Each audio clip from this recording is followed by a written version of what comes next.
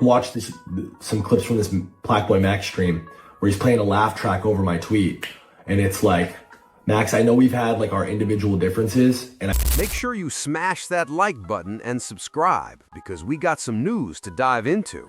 Recently, Jim Jones appeared on his Artist to Artist podcast, and it's interesting to see how far he's come. When he first got this platform, he joked about starting a podcast, but it was clear he knew the music era he thrived in was winding down. On this episode, he brought Hell Rail and J.R. Ryder on board, people he used to criticize, which shows growth and respect. Duke the God was also present, highlighting his role as the nucleus of Dipset, providing support, studio space, and guidance. They discussed getting their masters back, specifically the diplomatic immunity tapes, thanks to J.R. Ryder finding a legal loophole. Koch had violated licensing deals by continuing to collect money after licenses expired, so the artists received back pay and reclaimed their masters. The exact figures are uncertain, but estimates suggest hundreds of thousands in payouts for each member, with Daga likely receiving the most due to the diplomatic immunity sales.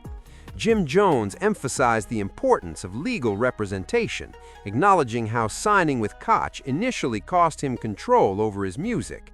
While some credit him for commercial deals and independence, it's worth noting that pioneers like Core Mega and Nonfiction had already navigated indie paths out of necessity. Jim Jones, however, had options and made the best of them, securing advances and significant income through touring, even if his original deals didn't include master ownership. Next up, we've got the Let's Rap About It podcast, where the hosts were mostly dissing 50 Cent, with Fabulous being the main target. It seems Fab took some things personally, especially 50's teasing about the Diddy interview with Jackass, Fab, and Nori, and perhaps also because 50 didn't give him more exposure in projects like the BMF series. While Mino had no reason to be upset, 50 Cent helped him secure his deal, but Fab did rely on 50 for some features, especially during a period 7 years into his career when he seemed a bit lost.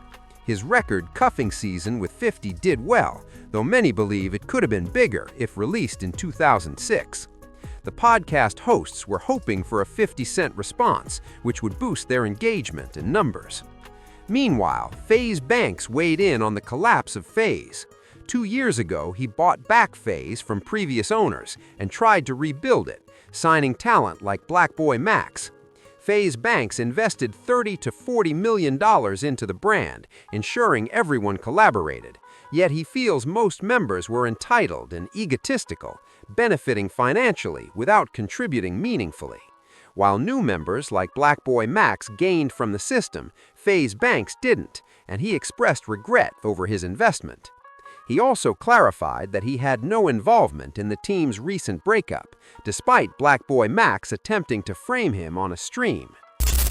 watch some clips from this Black Boy Max stream where he's playing a laugh track over my tweet, and it's like, Max, I know we've had like our individual differences, and I know I haven't really seen eye to eye with a lot of the talent because truthfully and honestly, I find you guys all to be incredibly ungrateful. I find you guys all to have insane egos, and I think it's disgusting and makes me sick to my stomach that your guys' relationships with each other and with every other streamer and your community included is so incredibly fake. You guys are the best actors on planet Earth. Absolutely. FaZe Banks really put in the work to save FaZe. He invested time, money, and effort to rebuild the brand, and that dedication showed. FaZe was truly special because of that vision and the culture he tried to create.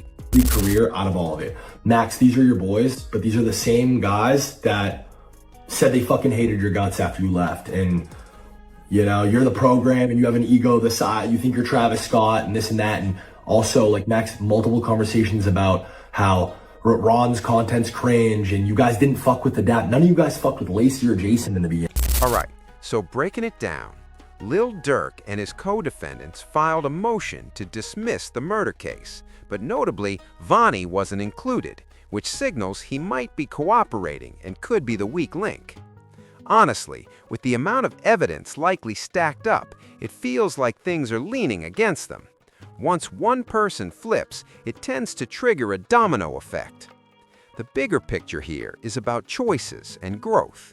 Lil Durk continued engaging in street activity even after King Von passed, despite being advised to slide for Von. That decision put him in a risky spot and undermined his own position of success. Life, or any career really, isn't about staying stuck in the street mentality. You've got to graduate, move on, and build the next level, while appreciating where you came from.